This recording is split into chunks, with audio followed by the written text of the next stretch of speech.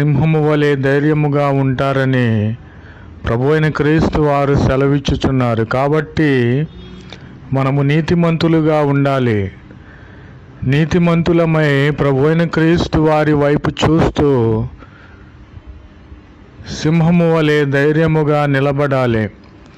శ్రమలు వచ్చినవా, ఆర్థిక ఇబ్బందులు వచ్చినవా, శత్రువు నీ మీదికి వచ్చి ఉన్నాడా, ప్రభువైన క్రీస్తు వారు శ్రమలన్నిటినీ దూరపరిచే దేవుడు. ప్రభువైన క్రీస్తు వారు ఇచ్చే మహిమ ఎదుట అవి ఎన్నదగినవి కాదు కనుక వాటిని మన నుండి పారద్రోలే దేవుడు కనుక మనము ధైర్యముగా నీతిమంతులమై సింహము వలె నిలబడాలి. అంతేకాని శ్రమ వచ్చినప్పుడు, వ్యాధి వచ్చినప్పుడు, బాధ వచ్చినప్పుడు, శత్రువు మన మీదికి వచ్చినప్పుడు మనము కృంగిపోకూడదు.